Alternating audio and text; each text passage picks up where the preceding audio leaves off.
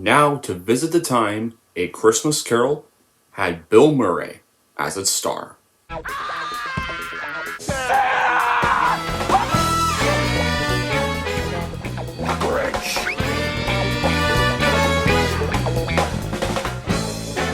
shoot your eye out, kid. Merry Christmas. Happy. Boys, only if they no crying. Oh, I have ways of knowing. My world.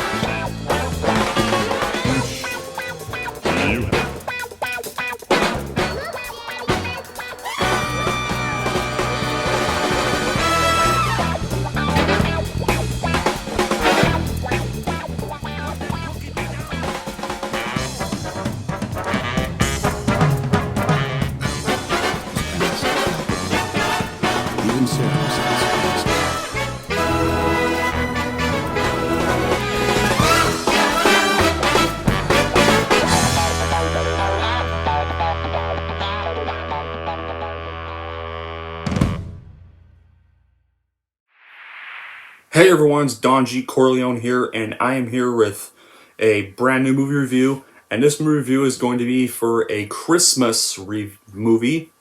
And this is going to be for a film I had never seen before. This was one I just recently watched, I think, last weekend or a few weekends ago. Was it? Yeah, it was Yes, it was last week, a few weekends ago. Anyway, but the point is, this film is going to be for a film that stars Bill Murray. And it's another one of those Christmas Carol adaptations. And this film is going to be for none other than 1988's Scrooged, aka this Richard Donner's take on A Christmas Carol in the modern world. And replacing the names. It's not Ebenezer Scrooge, it's not Bob Cratchit, it's still the same ghosts, but they're just different names, but those different names are based on the characters. But anyway, what's the plot of this movie? Well, Francis Xavier Cross, played by Bill Murray, is a cynical, mean-spirited television executive. He treats his loyal assistant with contempt.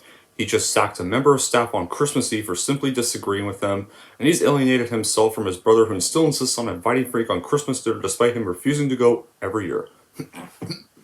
However, Frank is forced to learn the true meaning of Christmas when he's visited by 3 ghosts. So, how the film was made? Scrooged was filmed on a $32 million budget over 3.5 months on sets in Hollywood. Exterior shots of the IBC building were filmed outside of the Sargon building in New York City. Murray considered himself rusty after having left acting for 4 years following the release of Ghostbusters. He described the success of that film as a phenomenon that would forever be his biggest success, compounded by the failure of The Razor's Edge. Made him feel radioactive and resulted in him avoiding making movies temporarily. Murray had the opportunity to work on Scrooged over 2 years earlier, but was enjoying his break from work. When he did feel desire to return to acting, he said his scripts were just not that good, and he returned to the Scrooge project as he found the idea of making a funny Scrooge appealing. Murray was then paid $6 million for the role, and producer Art Linson justified the figure by saying for each year Murray stayed away from his films, his audience draw and therefore fee potentially increased. At the time, Linson said that aside from Eddie Murphy, Murray's was the only other name he could draw 10 million of tickets in the opening 3 to 4 days. Murray also wanted several changes to the script once he joined the project. Among other changes, the romantic plot with Karen Allen's Claire was expanded, and the family scenes were reworked as Murray felt they were off. Murray worked with scriptwriters Michael Douglas and Mitch Glazer, who Murray had previously worked with on Saturday Night Live. Until Murray was confident enough to begin filming, Adolph and Glazer found the film's denouement, in which Murray revealed his redemption live on TV, to be the most difficult to write.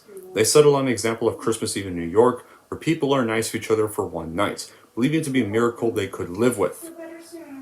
Murray was also concerned with how he should portray the scene, with Glazer telling him to follow the script, wanting a central acting moment. Murray gave an emotional and manic performance, and deviating from his marked positions and improvising his speech. Glazer and O'Donnell thought that the actor was suffering a mental breakdown. After he's finishing, the crew applauded Murray, but O'Donnell remarked, "What was that?" Remarked if it was the Jim Jones hour or not. And Donner turned to punch O'Donnell in the arm, leaving him bruised for a week. So, love that Richard Donner decided to decided to keep what Murray wanted, so pretty much made him a great director. The film's marketing capitalized on Murray's Ghostbusters role and references encounters with ghosts in both films. And then after the movie was shot, marketed, and completed, Scrooged would be released on November 23rd, 1988, and grossed over $100 million worldwide. It received a positive response from test audiences, but was met with a mixed response upon its release from critics who found the film too mean-spirited or too sentimental. It would be nominated for the Academy Award for Best Makeup, and it lost to the fantasy comedy film Beetlejuice, also another great movie from 1988. Since its release, Scrooged has become a regular television Christmas time feature, with some critics calling it an alternative to traditional Christmas film and others arguing that Scrooge was ahead of its time, making it relevant in the modern day. It has appeared on various lists of the best Christmas films. As for my reaction, well, this was my first time I had watched the film, and oh man, I cannot believe that I never discovered this movie or watched this movie way earlier. This is now among my favorite Christmas films ever, and one of my favorite films from Bill Murray. Bill Murray is just one of those actors who's iconic in every comedy movie he's in, from Ghostbusters, this movie, and many more, despite some bad choices like the Garfield duology and Osmosis Jones in the 2000s. Entertaining and incredibly enjoyable, if overly loud, Scrooge is a fun new spin on the obvious Christmas classic, and may honestly be my favorite modern adaptation of this story yet. As a huge Bill Murray fan, I even went into this movie hoping to enjoy it, and thankfully it did even more than that. The film isn't anything great in terms of acting, but manages to be the quite creative when it comes to the storytelling execution, and obviously very funny from its star power throughout. It can be a bit loud and annoying at times, but it manages to do so in all good fun. It provides a very grounded take to many people's lives during Christmas, which had certainly not been shown very much on screen beforehand, and in the end, Scrooge is an underrated Christmas comedy with tons of joy to be found within it. This is just one of the best comedies of all time, not only to see on Christmas. It's a great adaptation and beautiful tale about kindness, humanity, the power of love and hope over the sadness, the greed, and selfish. The direction of Donner is perfect. And of course, Bill Murray, like always, just gets the perfect measure over comedy, and even shows his incredible drama skills, like, remember the guitar falls Frankie, like, stuff, and there's even references to other things in the 80s, too, like Bill Murray had a mole haircut at one point, he drinks Bacardi with Tab, he had a vision of a man on fire, and he mentions Richard Pryor. They show a film clip that has a drive-by shooting, the thrill of guns and knives, reference to Chernobyl, and Mary Lou Retton's also in this movie. And one of the best parts of this film is the Ghost of Christmas Present. Carol Kane is dressed like a frothy pink fairy princess, and she initiates the sweet trilling voice of Glenn the Good Witch of the North from The Wizard of Oz, but she constantly bobs, pokes, and tweaks Bill Murray every chance she gets, like Mo of the Three Stooges. So, and then comes the movie's director, Richard Donner. Now, here's a brief moment for Richard. Richard Donner was one of the best mainstream directors. He had directed some truly outstanding films and an incredible start to television too. He knew how to tell a terrific story and get the most out of characters. It's a little bit of a different type of movie for him, but it definitely had a style unique to him as well. Even if someone absolutely hated or was sick of seeing A Christmas Carol being adopted over and over again, Scrooged is told in a way of such that you won't even realize what you're watching. It's different and fun and dark and twisted, and almost satirical in many ways. Satire is a genre of comedy rarely done well anymore. This is an example of what it used to be like. Scrooge is also classically 80s in the way that it unabashedly uses sexual innuendos, gratuitous bad language, it doesn't apologize for regardless of the fact that it's a Christmas film. You even have a couple Hollywood veterans like John Forsythe and Robert Mitchum who have some nice supporting roles, and they're both TV executives. Forsythe from his past knew Bill Murray was something of a prodigy. Robert Mitchum in the Bill Pelly / David Sarnoff network tycoon, and who already sees some flaws in Murray's approach and is grooming us smarmy John Glover to take his place. Sorry guys. And then you have the Bob Cratchit part. The Bob Cratchit part of the story is split in two, with Murray's secretary going home to a not-so-merry Christmas with the family. When the expected bonus she was counting on doesn't materialize, she gets a network monogrammed towel like everyone else. She's played by Alfred Woodward, and she's drowning some real 20th century debt. The junior executive Murray fires his Bobcat Goldie White, and he doesn't take his Christmas Eve sacking in the resigned frame of mind the original Cratchit. And this is the ever-zany guilty plot with this method of dealing with its unorthodox and stuff. And then you have the spirits of the present, past, present, and future, who are played by David Johansen, Carol Kane, and Michael J. Pollard. Of the three, and in fact, in the film, Carol Kane is the best. She certainly has an original way of getting one's attention, like I've mentioned. And then you also have another actress in this film, Karen Allen, from Raiders of the Lost Ark.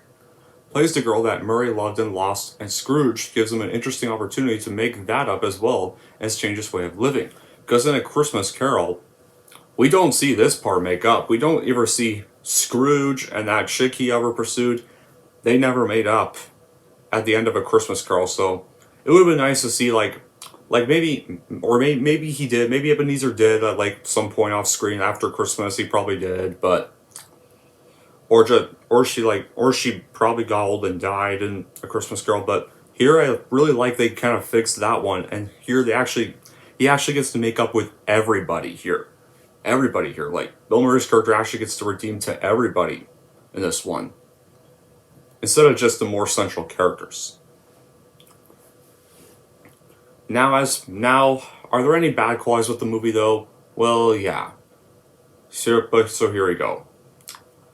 Well, first off, like the story with A Christmas Carol, since Francis is technically Ebenezer Scrooge in this movie, he does start off as unlikable in this film, but as the story progresses, obviously he starts to get better. I also feel like some of the sexual innuendos weren't all that necessary, could have been shortened.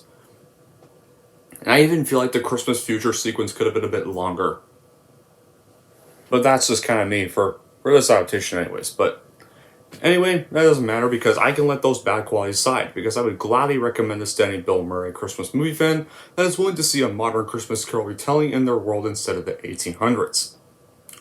Anyway, that's it for my review of Scrooged, and if you're wondering how I'm going to rank Scrooged, here's how I'm going to rank this movie. So overall, if you haven't noticed this film yet, then please watch it, because this is not a Christmas film anybody should miss at all. And if you're wondering how I'm going to rank Scrooged, I'm going to give Scrooged an 8.5 out of 10. There we go. That wraps up my review for Scrooged. So you're wondering, what's the next Christmas movie I'm going to review? Well, it's definitely not a good one. Nope. This next one is going to be for one from Illumination. And this was the second Dr. Seuss film they did. And this also proves that Christmas Carol is not the only story to get milked to death now. Because we had a third adaptation of a story which we did not need to have. And yeah, guys, I think you could tell the 2018 garbage called their Illumination's take on the Grinch is next. Humbug. Till then, guys, that'll be it for this review. Thank you all for watching. And if you like this, want to see more, and don't forget to like, subscribe to Don G. Corleone.